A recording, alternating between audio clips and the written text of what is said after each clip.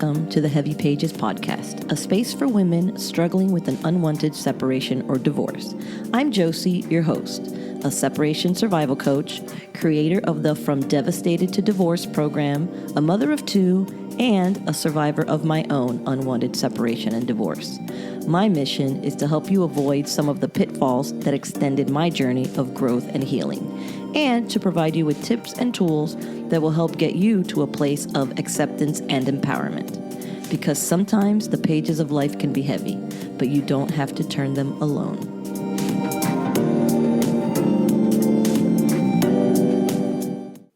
Hello and welcome to our first ever chapter checkup session. This week, we're speaking with Soraya, who will be sharing some of her experience living through the chapters of the From Devastated to Divorce guide. If you'd like to know more about the 5 chapters, then take a listen to episode 25 from season 3.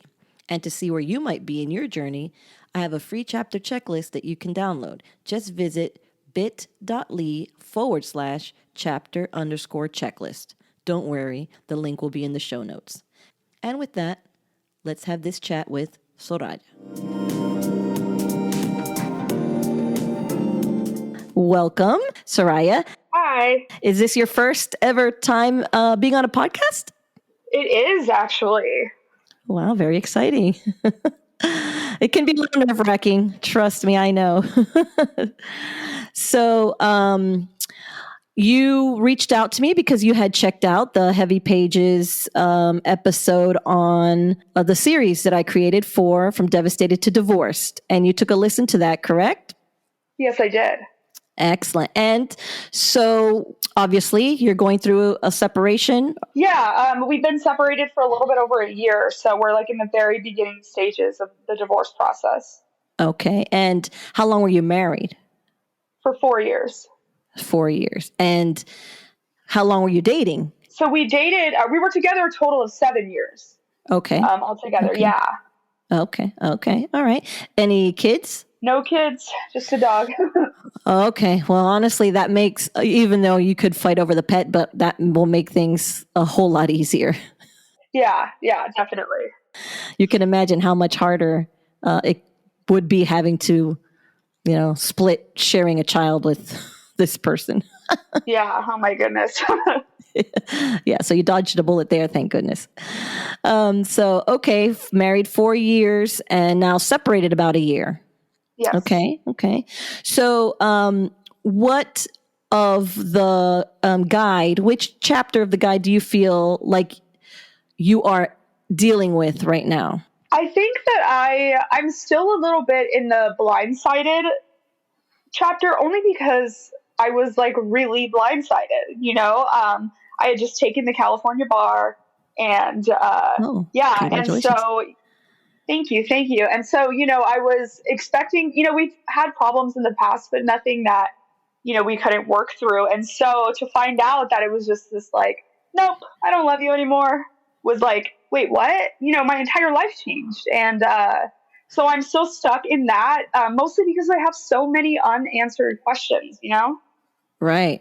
Okay. So, you worked, he worked? Yeah. So, we were just we were a great team together for this specific reason. We are both in recovery, from substance abuse. I have 10 years. He'll have 9 years in December. And so that's kind of been the basis of our careers, and just everything that we do is surrounded, with helping other people who are suffering from addiction. It's one of the things that really motivated me to go to law school. And so I went to law school in San Francisco. We split time back and forth, and it was tough, but, he used to say this, like, what's 3 years for the rest of our lives, because we just knew we were going to put this on the back burner. Whatever problems there were, they'd be there when we were done, and we could work on them together then. So, I didn't work while I was in law school. I was studying full time. Literally like a week after I took the bar, he just came down one day and just said, I don't love you anymore. I want to separate.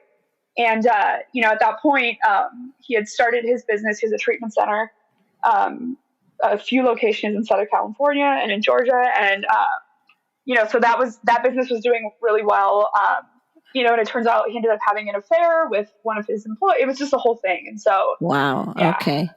So let's just step back to the chapter 1, which is blissfully unaware or subconsciously aware. So do you feel that you were blissfully unaware? There wasn't really anything really that stood out to you that showed you that there was issues? So that's an interesting question. Because I am an overthinker by nature. And so, one of our bigger issues in our marriage was his lying. He would lie about all sorts of things and just a lot of trust issues. And so I had always, I told him, I really want to learn to trust you again. It's not my nature to be, to give somebody a second chance like that, but I want to work through this. And so, that was really like the first issue, probably the only issue that I would say was present. I had found out about some serious lying, and not even that big a deal to divorce over, but lying where it's like, okay, I'm your partner. Like we need to be able to trust each other. And then I went to law school immediately after. So that was kind of the issue that was put on the back burner. And I'll be the first to say I may not have handled that well. I was very antagonistic and reactive and things like that. So to be blissfully unaware, I would say no, because I knew that we had that issue. Sure. But to the degree that he had internalized it, like there's no fixing this, I don't want to fix this, I'm going to go outside of the marriage, I was completely unaware. Okay. So it sounds like it wasn't that you were subconsciously aware and kind of like saying, I'm not going to worry about that. I'm not going to worry about that. I'm just going to just ignore it. It just wasn't, the things were not big enough. Exactly. Yeah. Okay. So, it's the same old line mostly, I love you, but I don't love you that way, or I don't love you anymore, or, they seem to like read it out of a book. I don't know. They almost all say the same thing. Yeah. So I feel you on that because, that was kind of how it happened for me. We had postponed the conversation of having a second child, and we were going to have the conversation. It was the date of the conversation of the second child. And instead of wanting to move forward, it was, I love you, but I don't love you that way anymore. And I need a break. Like, it's like, wow, 5 minutes ago, we're talking about a second baby and you're doing this. It's a bit crazy. So, okay. Blindsided. I get you. And then during that stage, did you want to try and fix things? Obviously, did you try and, I saw that you mentioned that he said, we can try and fix this. Was that what he was trying to say? Or, how to string you along, or how do you feel about that? Right. So originally when we first separated, he had come downstairs and told me, I don't love you anymore. I want to separate. That was August 13th, 2021. And, he wanted to get into therapy and wanted to, work on it and all this stuff. And the first thing I said to him was, if there's somebody else, tell me now so that I can walk away with my dignity intact, because if not, I'm going to fight for this marriage. Absolutely. There's nobody else, blah, blah, blah. And then, so we had gone to therapy, which he just wasn't cooperative. He didn't give anything in our therapy sessions. He would sit there, look at his watch. Like it was such an inconvenience. So it was really just a show for him. Just like, look, I tried. And then, I eventually on October 31st, actually, that was when we stopped going to therapy. That was the last session. Okay. For him, I kept going for a little bit longer in hopes that he would show up. And I had been in individual therapy as well, trying to work on, whatever, because during that time, I call it emotional terrorism. I don't know if there's like a term for that, but he was like trying to convince me that it was my fault, that I was so unbearable and so mean and so rageful. And then I saw on Instagram this picture of him and this girl. And I was like, oh my God. And let me tell you, this girl, like, she has a history of doing this. This is the third boss that she's done this with, the third married man. She does this a lot, and so I was like, oh, I get it. Okay. But even then I still tried. Right. I tried Right. for 10 months after that. Wow. Wow. Yeah. Yeah. So it sounds like the term maybe is gaslighting. Like he kept trying to make it sound like it's your fault and turn it back on you. And you're just, it's all you. So when you found out that he was with somebody else, you've had that conversation. Like, I know what's going on. Did he deny it? Yeah. So I texted him and I said, "Is there something going on with you and Danielle? That's the girl." And he didn't text me back, but he called me. And I was like, ah. And he raced home. He was with her at the time. He raced home and, he, oh, it just started, blah, blah, blah. And I'm like, okay. And, this girl is like, she puts on this front that she's this like super religious girl and is all about Jesus. And I just texted her and I said, God will not send you a man in the form of somebody else's husband ever, That's absolutely you right. know? Yeah. And so, he, till this day, he shows very little remorse. He, every time I say that, like, you had an affair, he's like, it's not an affair. Like, no, I didn't, like, because he eventually told me he didn't want it. I don't know how long it happened for. I don't know. I don't really have any answers because he won't tell me, he gets mad when I want to talk about it. Um, and the thing is like, I know what it's like to not have your needs met. So I was willing to work on it because I'm not so naive to think that I was the perfect wife, And I have my set of flaws, Of but I was course, we willing all to do. work on that, and I needed, and I would even make excuses for him. Like, okay, well, maybe he doesn't realize like what he's doing, like maybe he's young, Right. he's 29, maybe, all this stuff. And it's because I loved him.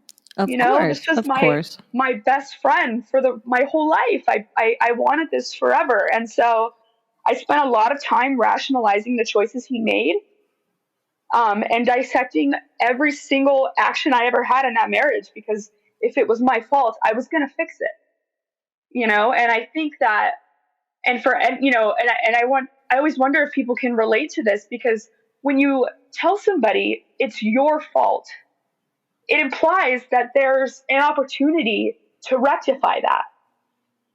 And so Right. that's what I did. I went to therapy. I dissected my behavior, why I was this way. I did trauma work, all this stuff. And I had to really accept that it was never really about me. He just didn't want to show up in a way that he promised me he would. And, you know, um, I'm grateful for the opportunity to have worked on myself so much, because I wouldn't have done it if I wasn't forced to. Right. Yeah. Well, that that makes sense. And something that I learned when I was going through it was that by the time that he told me that it was over, he had done all the work. He had disassociated. He had disconnected. He didn't find someone else like yours did, but yours went even one step further. He was already comfortable in whatever relationship he was in to feel even more confident to end things. So they make you feel like you have hope. They make you feel like you can fix it, like you're saying, but they've already done the work while you're there cooking for them, doing their laundry, whatever, to disassociate with you. So if they were honest in the beginning, I'm feeling this way, and you guys can have that conversation, but instead they're in their head, this sucks, this is over, I don't want it, and totally, disconnecting. By the time they tell you, you don't have the opportunity to fix it. You could have both worked at it, but he basically has, cut the emotional cord at that point. You don't have the opportunity.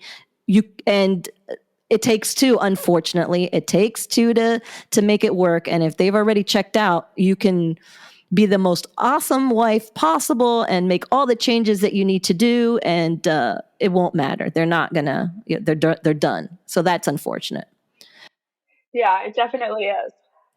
Yeah, I think it's very obviously wrong on their part to do that, because they're taking advantage of you, laying next to you, knowing that they're like ending things and you have no clue, but they're okay, taking that comfort from you until they're officially done.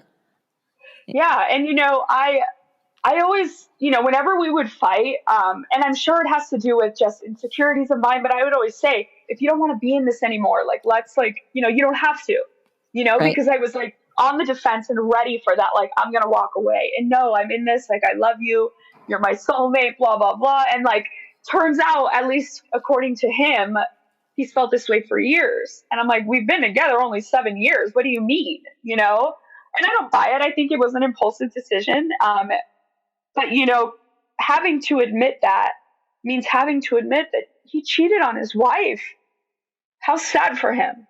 Yeah, exactly. So he's not ready to look in his mirror to recognize what he has done. And exactly like you said, it's a gaslighting tactic. I've always been unhappy. I was just too scared to say it. He said, I wanted you to finish law school. That was his thing. I wanted you to finish law school. Okay, so you are coming to the acceptance that you're done fighting for it, or do you feel like you're done fighting for him, or how do you feel? I do.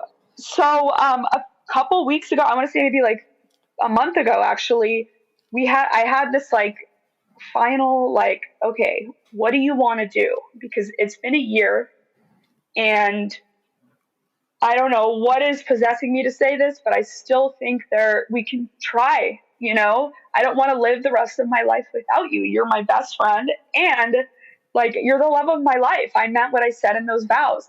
Do you want to postpone this divorce some more and see if we can, work this out? And, I don't know what this looks like at all, but what do you want to do? And no, I don't want to. I want to divorce you. And I was like, okay, well then stop being a coward and file. Right. So that's where we're at now, and for me, what I needed in that moment was to know that I'd left it all on the table. I waited, I spent 10 months, patient while he was still with her, by the way, took her to Hawaii, took her on these trips, just like, and like got mad at me when I was like, hey, you can't like spend community money like that, like. Absolutely. And, but I waited and I worked on myself and I waited. And so I can go to bed without any regrets because like I tried, and that's, and so I am in this acceptance, and I'm sad because, like I said, I never had doubts ever, not once, and, I thought I had more time with him, and that sucks. So, but I am in acceptance. I mean, I don't have a choice at this point. Right. Well, and I totally get where you're coming from, where you have to put it out there one more time. I was not too proud to beg, stay with me. And I did, even though I was close to once I was getting to that stage also, I gave him one more chance. I said, listen, what do you want to do? Do you want to try and get back together? Because you want to know at the end of the day, you did everything you could. You gave every chance you could. And when it's time to walk away, say, I know I did everything. It wasn't on me. It was his choice. And that's fine. But I know that I did everything I could. And some people were like, oh my gosh, why would you do that? No. I want to feel secure in myself that going forward, of all the things you're going to think about, one of them is not, did I do enough? Because you're going to know that you did enough. You did all that you could. So that's an important step. Here's the thing. That's my husband. Like, damn right, I'm going to fight for this. Damn right, I'm going to give him another chance. Right. Damn right, I'm going to, and it's, the thing is, and I encourage anybody who's going through this to really invest in your self-care and your healing, because what it has allowed me to do is, I don't hate him. And yes, I'm angry at times, but I feel so sorry for him. And, because at the end of the day, I stayed and I wanted to work on it despite him showing up in his worst form. I stayed. Good luck finding somebody like that, and even her, I have compassion for. Imagine how much you have to hate yourself to think the only man you can get is somebody else's. Right. Not once, not twice, but 3 times. Oh, honey. Yeah. And, I don't know why she's on her 3rd time. Maybe it's because it hasn't worked out with each one of those. And that's a thing. If you're going to get with somebody who's willing to cheat, then hello, they're going to be cheating on you eventually. So, well, yeah, none of them left their wives. Nick's the only one, but he's also like 8 years younger than her. So, Wow. Yeah. she learned how to pick them. Yeah. Yeah. It is not a relationship to envy in any way, shape, or form. Like you're saying, where they might be happy in their own way, but it does not look like anything very healthy. And that's not what you want going forward, of course. No, not at So, all. right. So, well, that's good. And you did mention also something about, not having like closure or not having unanswered questions.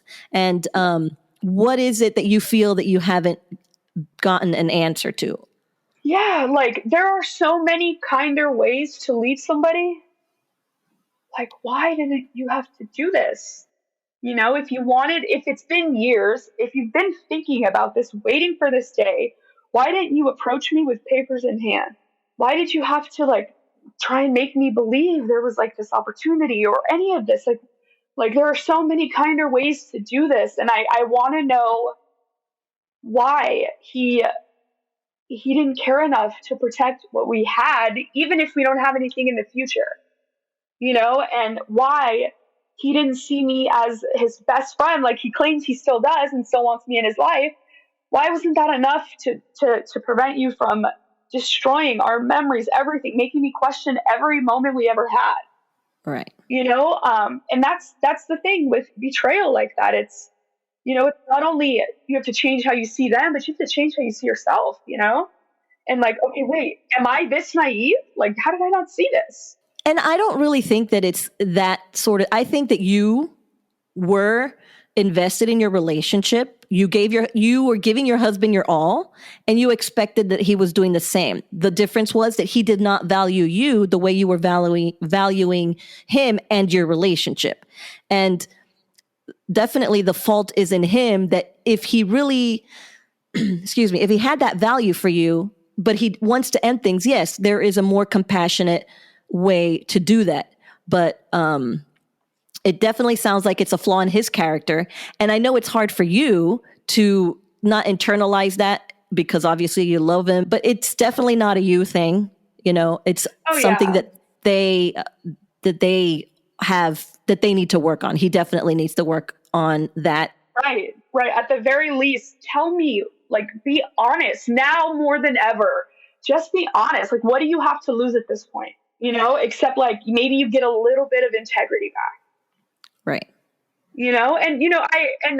I can't stress it enough. I am in no way, shape, or form saying that I did not bring my share of problems to the table, because I know that when I dig my heels in something or when I am hurt, I can be unbearable. And especially studying for the bar and going to law school and being separated from my husband, I know that I was unbearable. And the insecurity of like, oh my God, he's lied to me and we need to work on this, those are very real things. And I'll be the first to say that I know that I didn't show up the most gracefully. But there was not a single day that I wasn't willing to work on that. And that's, I think, is important.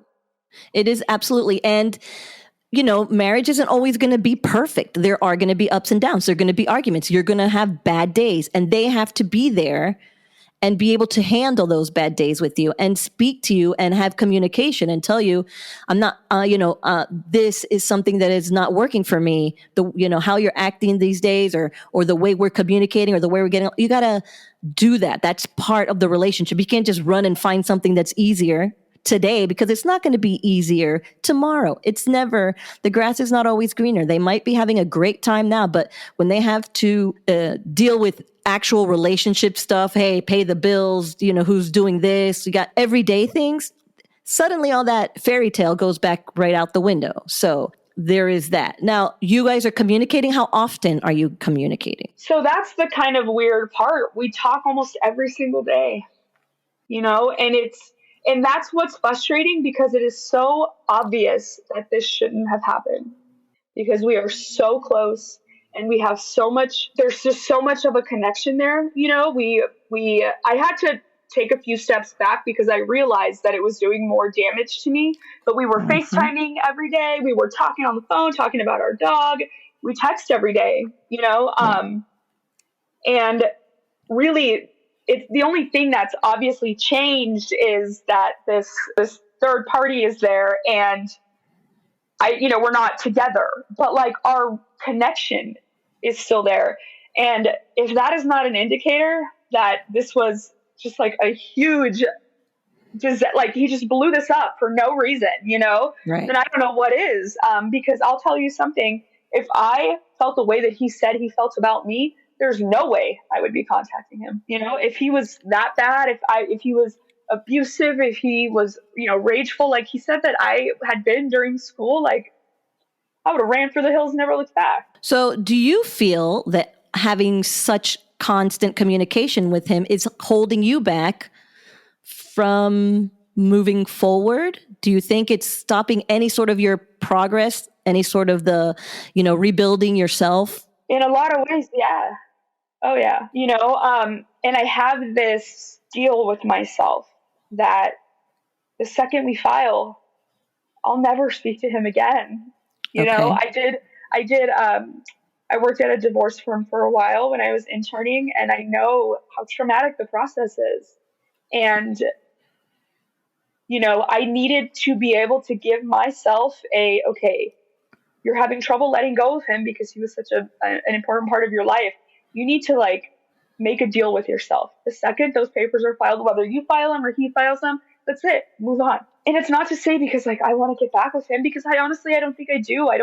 I know that somebody like me who values things like integrity and honesty and having your character intact, like what would I be doing with somebody like that who could just lie to his wife? God. But there was so much more there than just a marriage. We were friends and we were partners and we were business partners, and so it's hard. But so in a lot of ways, I do feel like it's held me back. But I've dated and I've been on dates and I've met a bunch of guys, and I've seen that there's so much more out there than somebody that's going to lie to me. Absolutely. Absolutely. Well, a couple things that I would suggest is definitely you would have to cut that communication, because it seems to me that he's getting what he wants from her, but he's getting what he wants from you. He is not having to feel the loss. And it's not about feel the loss so you can change your mind and come back because, that ship has sailed. But he needs to have his bed and line. And you know what? I'm not even going to say it's about him, because who cares what he does for the rest of his life? It's about you. Talking to him, continuing to communicate with him is giving more of yourself that he doesn't deserve anymore. This is for you. You need to give yourself back. No, I'm not going to keep giving of myself, even if it's conversation and talking and whatever, to this person that did not value me. I'm going to value myself enough to keep people in my life that deserve to be there. And he has shown that he does not deserve to be there. And it's going to be hard and it sucks, because I know that, my ex-husband, we also kind of went through the same thing. We talked all the time. He was always talking to me. I was always talking to him. We had a son together, so it made it a little bit harder because we did have to talk about our son, but we talked a lot about just random stuff and what's going on and what are you doing and whatever. And I liked it because we always, again, pretty much in that situation got along very well. But also for me, it was a little bit of like a power and control thing. Like, I'm like, well, I'm still talking to him, so we still have a connection. And he wasn't with anybody else. And I don't know if for you, maybe you feel like, well, because I talk to him all the time, do you feel in any way that it's a little bit of a power trip for you to be able to continue to talk to him when he's with this other person? You think that has anything in any way? No, I mean, honestly, she's such a trash human being. Like, okay. I know I don't know how else to say that. Sure. And while I do have compassion for her, because like I said, you have to really hate yourself, it's not about her. Right. It's about me. And since I had that last conversation, that like final, what are we doing? I've been able to scale back drastically the communication. And feeling that for me was devastating, because something would happen and I wouldn't go and run to him and tell him, because, and so while I haven't completely cut the ties, the how I've scaled it back, I felt it tremendously. And I know that it's going to, the more that I pull back, I'm going to feel it more. And I guess, the way that I'm doing it slowly might prolong it for me. But I don't know that I can just cut it off. Okay. I don't know that I can, and it terrifies me, but no, I don't, I don't feel, I mean, in fact, it's the opposite. When I talk to him, I used to feel a little bit of relief.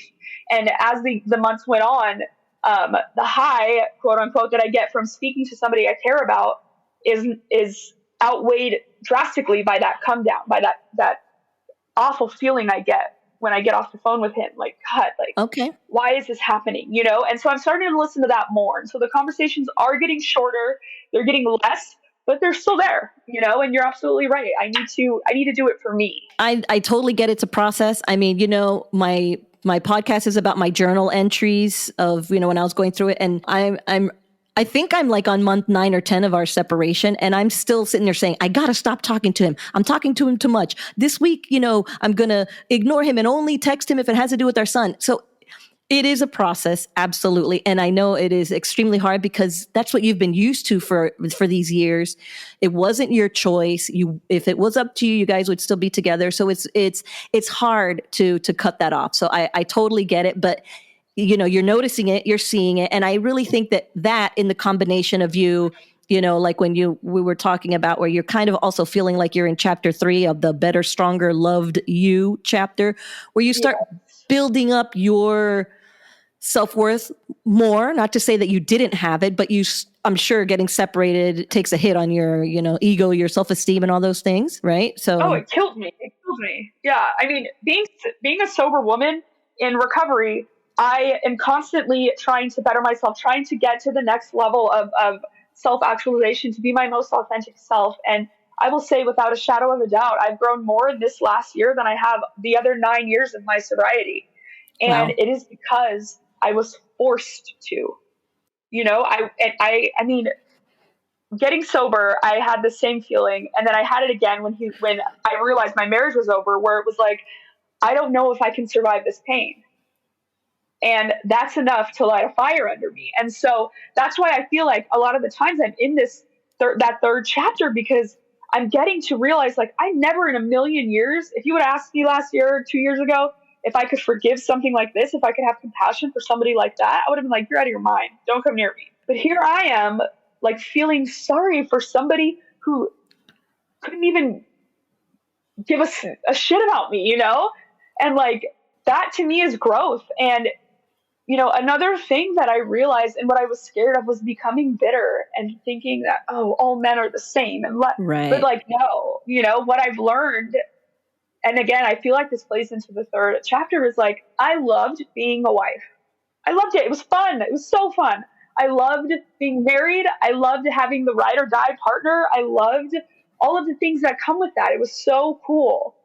And unfortunately, I thought it was him, but it's not. But it doesn't mean that my partner's not out there and that I can't still be a wife to somebody else who wants me to be their wife. Absolutely. Absolutely. And it's great. It's great that you're not bitter. And it is true because, what you will do when you're building yourself up is you'll just be a little more discerning. You'll be able to see the red flags in the situations a little more. And you will be able to know that there's someone there. When you're with somebody, you're going to notice if they're putting the value on you or not, or if they're just doing the things that you do in the beginning to catch a girl and stuff like that. You're going to recognize that. And you're not going to allow anybody to come into your circle, your peace, if they're not going to be the partner that you want and that you need and that you deserve, and that you're going to also be that partner for them. So that is definitely a helpful part of that whole growth situation. Absolutely. And, I got some advice, and it was like the most incredible thing I'd ever heard. It was like, understand the importance of writing down the traits that you want in a partner and become those things. And I was like, damn, like, I know that I want a partner that is authentic and committed to growth and honest and has integrity and wants to do the right thing and isn't afraid to admit their mistakes. And I need to make sure that I'm that person. None of this more rigid thinking, this black and white, like this unbearable anger around people when something happens. Like, those are not qualities I want about myself anymore. Um, and it's allowed me to realize, like, oh my God, like, I can be this, like, I don't have to let this make me unfunctionable anymore, you know? Absolutely. Um, Yeah, and I don't know. And that's why I was saying, I feel like I'm kind of in that third chapter sometimes, and some days I feel like I'm back at one, but Right. I'm the person that I am as a result of this tragedy, because it is a tragedy, is, Absolutely. It's like a death. Absolutely. yeah, she's pretty rad, and like that's cool to have gotten at least that out of this. Well, I think that you've been through some stuff, so you know how strong you are. But going through a divorce and surviving, when you're on the other side of it, you're like, holy crap, I'm tough. Uh, it's amazing because it is a lot and it is super painful, and it's painful in ways that you have never experienced before. So that is definitely true. Now, one thing that you said about, not being rigid, not being these things, some of this is what he said, and obviously we're not all perfect, but I want you to analyze and see if you're changing too much, because not changing too much, but some of the things that you're changing aren't changing the person that you in the core are. You're just bettering yourself. You're not like changing because he mentioned, oh, you're this, you're that, because sometimes you do need to, in a relationship, if something is right, you need to be able to stand up for it and not be like, it's okay, just to keep the peace, and then the house crumbles. Sometimes you have to be that force, and that's okay. No, you're absolutely right. And no, yeah, let me clarify that. I would never change who I am for another human being. But when I say change those, yeah, he has made comments about those things. And to a certain extent, he's right. I would dig my heels in something and refuse to hear anything else. But what does that do for me? It puts me in Right. a smaller box. And if I'm expecting my partner to be committed to growth, I better be committed to growth. And not so much changing my values and my morals, but being willing to hear somebody else's input. And I just wasn't for a very long time. Okay, that makes perfect sense. Absolutely. I get that. So now let's talk about the filing for divorce thing, because my husband, he wanted to break. Then we ended up separating. We did not divorce officially with papers for 2 years. And I ended up doing it because they are very quick. And it seems to be very common that they're the ones who want to end the relationship, but they don't do the follow through. So it might have to be you. And I remember my therapist telling me, because I was like, tell me when you file, go ahead and file. If like that conversation that he's like, I think it's over. I'm like, okay, it's over, go ahead and file. And I think actually that was a recent podcast episode, which means that was like 10 months in and it still didn't happen. So, Yeah. my therapist was like, you're going to have to take control of this. If it's over and you believe that it's over, you're going to have to do it. And honestly, I feel good that it was me. I feel good that in the paperwork, it says that I'm the plaintiff instead of the respondent. And it might be a silly little thing, but it's another more powerful thing for me to be like, I'm the one that made this, that took that step at the end. So it might be something that you consider. Yeah, I mean, I definitely have. And here's the thing, because I have legal experience, because I have the knowledge of the law, and because I worked in divorce law, I could get that done in about 2 days. But here's the thing, and like you're saying, it felt powerful for you to do it yourself. I don't want to clean up his mess. And also, here's the thing, I was willing to be very amicable, very just like, let's just, you've got these businesses, you've got your business interests. Yes, I'm entitled to have blah, blah, blah. But if I file, woo, buddy, it is not going to be fun for you. So file the paperwork if you want an easy divorce. Because let me tell you, if I file, I'll file. I don't have a problem doing it, but you're going to hate me. And like, yes, that's petty, and yes, that's childish, but like, I didn't want this, and I'm tired of paying for somebody else's choices. And I totally get that. And I don't know that it would be petty, because you're not going to ask for more than what is fair for you. I mean, Right. you could ask for everything, of course, but like you say, the law, it's not like you're going to get it all. So you Right. you would be asking for what is fair. And consider, if he files everything, is he going to try and, make things more comfortable his way and try to, I don't know, would he be fair? Would he be like 50-50? If you guys had to do things, would he be fair? Do you think he would be fair if he did it?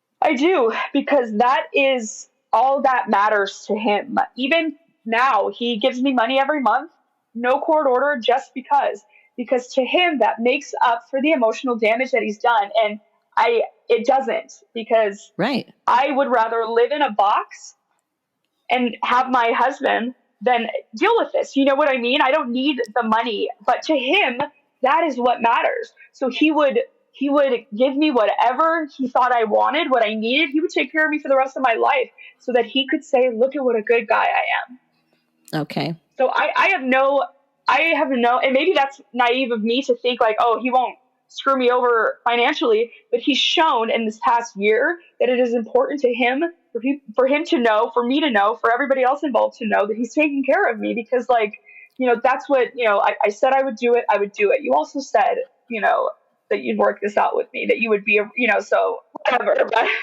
Exactly. And this is my concern in that situation. I don't want for you to be blindsided again. Like, I don't want him to be working this process of detaching from you more while he's talking to you daily and, bouncing whatever off of you and getting that, emotion, being a conversation vampire, getting what he needs from you while he's in his mind fixing the next step. And then next thing you know, you think, we talk all the time. Look at this, we're amicable. He's, and then, the hammer drops again on you because unbeknownst to you, he's working on another angle, Yeah. Here's the thing with that, I'll spend the rest of my life in a courtroom. I plan on doing that anyway. Okay. Go ahead, try and hide some money, try and move some stuff around. Let's go. You know what I mean? Right. And he also knows that, that like it would be of significant detriment to his position to try and screw me over in the courtroom. Okay. That's my arena. And so is it a possibility? Absolutely. And if that happens, like, let's go. Like, I hope you got some deep pockets, buddy, because like I don't need to pay for my legal representation. Right. Exactly. I'll do it myself. And so it just, I don't know. I think about it but I also think that's maybe why he hasn't filed. Maybe he's scared. I don't know. It's a lot of angles that I think about, and I talk to my therapist about it, and I talk to people who are going through it. I do know that I want the divorce to happen now, and I'm getting more to the point where it's like, I'm just probably going to have to do this and like accept that it's not going to be pretty, but like it is what it is, because I want the divorce to happen now, because it means something to me that we're still married. Of course. And it may just be a piece of paper to him, but like I don't even have my maiden name anymore. Like that, I want my name back. Right. That is a part of closure, honestly. And I feel like until you get to those spots, there's things that you're not going to be able to heal from and work on until you get to that area.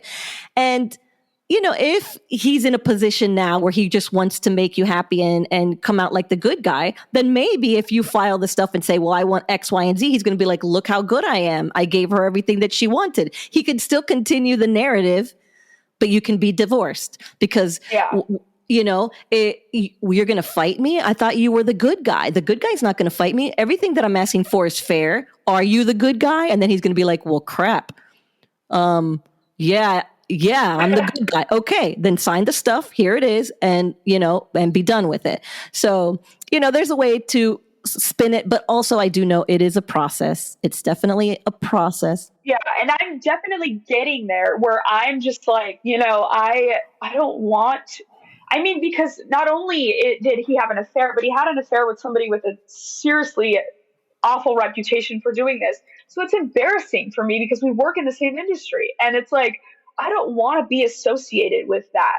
And I remember, I had met some people and they were like, oh, aren't you so-and-so's wife? And I was like, no, that's not me.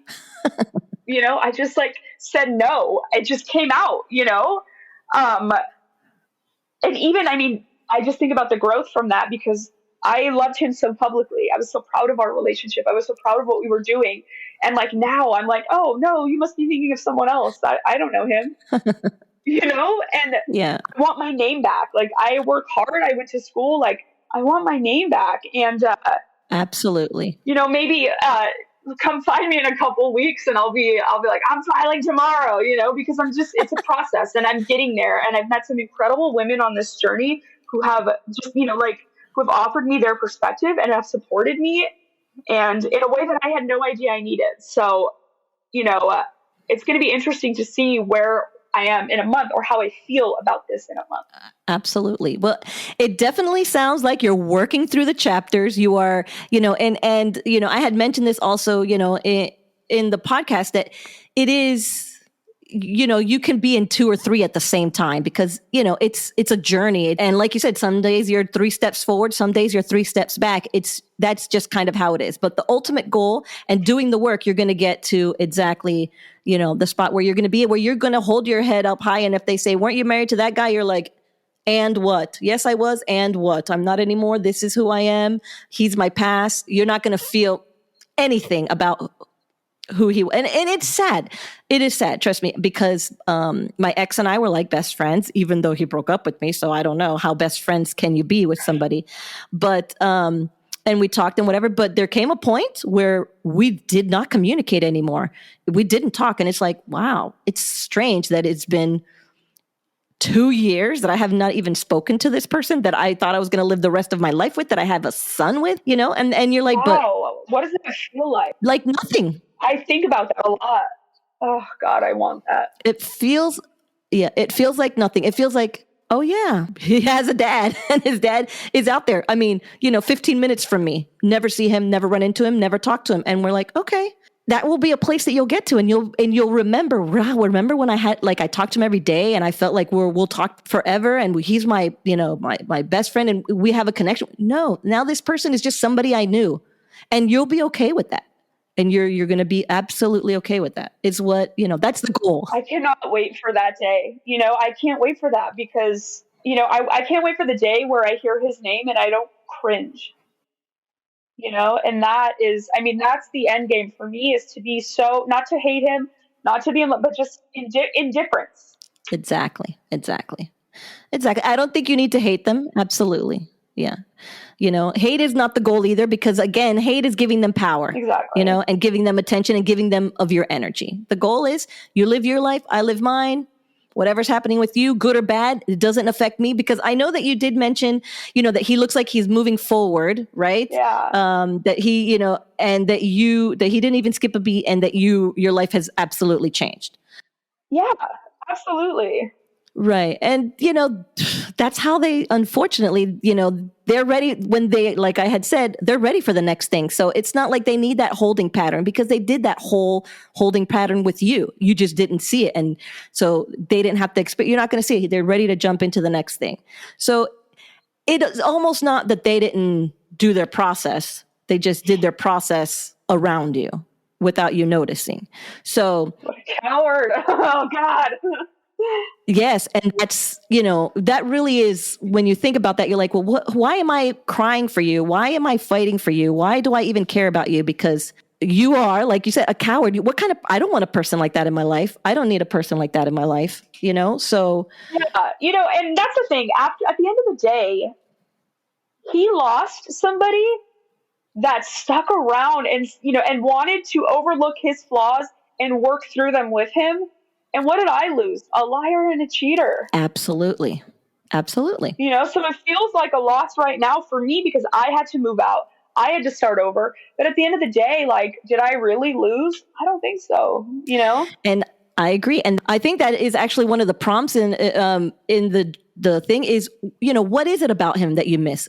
What you expected, what you hoped your future would be, what you hoped he would be, because in reality, you're not missing a cheater. You're not missing someone that was willing to walk away from you. That's not what you're missing. You're missing what you put into him, what you thought he was, what he sometimes represented he would be, but not who he is. Because who he is, if that person came up to you and was like, hey, let's date, let's hang out. I have a wife over there, but ignore her. You'd be like, get the hell out of here. Right. And, that's when I was saying that, like I was like dating and stuff like that, I would have these interactions with these guys where I thought they were so unique to my relationship with my ex, and it made me realize, like we would share like a joke, and I would laugh, like that deep laugh that I thought only he could make me laugh. And I would realize he is not as special as I thought. He was special because of me, because of how much I loved him. That's why this joke is just as funny as it was with this new guy as it was with him, because it's not about him or this new guy or anybody else. It's about what I can bring to the world, what and that has taken a lot of the romanticizing this failed relationship, because if I take all of that away, I, it wasn't really him. It was like how much I loved him. Right. And I mean, that's an amazing way to see it. What you loved about him is what you brought to him, what you brought out of him, what you made him, what you envisioned of him. Yeah. I mean, that's deep, honestly. And then that's not him. That is what you can bring to someone more worthy, someone who is worthy of you and being with you. Yeah. And I'm grateful that I waited months and months and months before I was ready to start even entertaining the idea of dating, because I wouldn't have understood those moments, and even just something silly like cuddling on the couch with my dog and my partner getting frustrated because he can't breathe because we're smothering him. Nick used to do that, and I thought it was the cutest thing. And I remember sitting there thinking like, oh my god, like it wasn't ever those like things, those little quirky things he would do. It was my presence that made this moment anything. It's you. It's all you. Yeah. And you're still there. You are you. You're not going anywhere. That means that in the next relationship, when you're more healed, when you are, ready in that phase of your life, it's going to be awesome. Yeah, way down there. Yeah. Right, exactly. I mean, I highly, definitely, that's one of the things that I recommend is absolutely, I mean, I made the mistake. I dated early because I was needy. I had terrible self-esteem. But what I learned from those early relationships was, oh no, I am not ready. All I'm ready is to bring another unhealthy person into my life, because it's just like anybody is giving me attention, is saying you're cute, is saying whatever. And I just needed anything. Yeah. And I don't want anything. I want the right thing. And so that's where you work on yourself, you build yourself up, and you get to that spot. Yeah. And I mean, I'm having fun in dating, but nothing like, I know with every fiber of my being, even, the more healed I get, I can see I don't have the emotional capacity to fully give myself to somebody like that right now. I just can't. I can't. I'm constantly, because the song will come on and at the drop of a dime, I'm crying or I'm back in that moment. And it's like, that sucks. I don't want to do that to somebody else. No. Yeah. You're still healing because you want to give that new person the best of you also, and you want to give that relationship a chance. It could be the perfect relationship at the wrong time if you haven't done, right, all the work that you need to. So absolutely, that is a very important chapter to get through before you get into the dating and stuff like that. So, well, it sounds to me like you are definitely on the right path. It is not easy, but you are way closer than you were 10 months ago for sure, and getting to some very important parts of the journey for sure. So I really appreciate that you were willing to share this with me. Absolutely. Is there anything that maybe I didn't touch on or any questions that you might, have about anything I can give you advice on since I've on the other side of it all? Honestly, hearing that about your indifference when like he's 15 minutes from you is, I can't even explain to you how much that like put me at ease, because I'm afraid of I'll never get to that day, where he can just exist in the same world as me and it not be this like sad story, and that's like what I want to be able to just be there was a me before him, and I know there's going to be a me after him. Absolutely. And I'm eager to get there. And it was good to hear that. I needed to hear that because it's a big fear. Another big fear of mine is I'm 31 years old. Like, I'm afraid that I'm going to miss the boat to have children because like now I'm getting divorced and I don't have kids, and we shouldn't have waited, but we should have waited because this would have happened either way. Trust me, you it is good that you do not have a child. And I will tell you something else. I divorced at we separated at 30. I was 30. He was 30. And like I mentioned, when we talked the moment that he told me about separation was when we were talking about children, because I wanted another child, and mostly what I wanted, not that I could control that, but I wanted a daughter. I had always dreamed about a daughter. I wanted my daughter. And when we broke up, I was devastated that I was never going to have this daughter. And, I saw him like on the dating apps once, and he was like, yes, once more children. And let me tell you how that made me I cried, I raged. I'm like, you asshole. But it was horrible. And I just thought, I came to a point, I had peace that it wasn't meant to be. I was heartbroken by that fact. And 5 years after my divorce, I've met someone, and now I have my daughter. And I am so blessed. I am so happy. And let me tell you, I cried about it.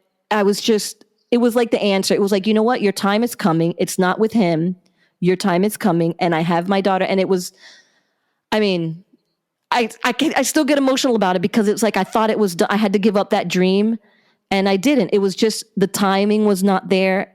The timing had to be right, and it happened. Oh, that's so good. So you still have plenty of time. It's going to happen for you. Don't worry about that.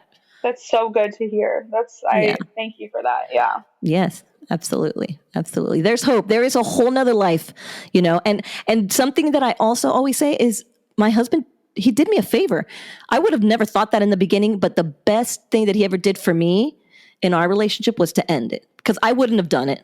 And in my situation, I knew we weren't, really compatible. I wasn't happy. I, was not happy in the relationship, but I married in the church. I was not going to, I was going to stick with my vows and whatever. He did me the favor, because I would have never done it. And I am grateful that he did, because it allowed me to have the life that I have now. And it is, leaps and bounds better than how it was with him. So I can see that. I think I'm kind of there, only because I wouldn't have done it either, because I was very hesitant in the beginning of our relationship to even date him. And we were engaged for 1.5 years before we even got married, because I wanted to take it slow, because I wanted to be sure. And so I was very sure. And I knew that I wanted to be with this man for the rest of my life. And I never would have left. I would have made it work. And I'm grateful that he did this before we had kids and before I was any older, because I don't deserve to have to settle for the love that he was willing to give when I was willing to give so much more. Absolutely.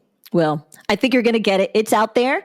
No rush, because there's a lot of great things to do on your own up until that point. But I do absolutely believe that the right person at the right time is going to be there. And trust me, you are still very young. I know people say that, but you are still very young. So it doesn't feel like it. I know it doesn't feel like it, but you are. You definitely got plenty of time. So yeah, thank you. I appreciate it. And thank you for having me. This was very, very healing. Yes, I'm glad. I hope that it helped. And I appreciate you sharing your story and, how you found the guide. And hopefully we will continue to keep in touch and update each other and, let me know how you're doing. That would be absolutely awesome. Absolutely. I would love that. All right. Well, thank you so much. Thank you.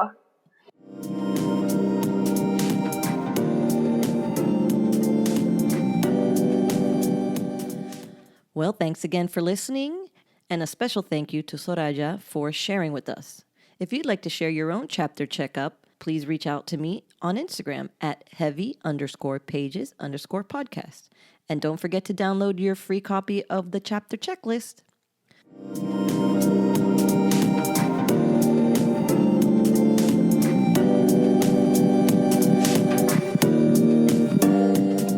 Well, that's going to be it for this episode. If you'd like to reach out to me, you can always find me on Instagram at heavy_pages_podcast. And if you found this episode interesting, please consider clicking on that 5-star rating and following so you are notified when the next episode drops. As always, thank you for listening, and remember, sometimes the pages of life can be heavy, but you don't have to turn them alone.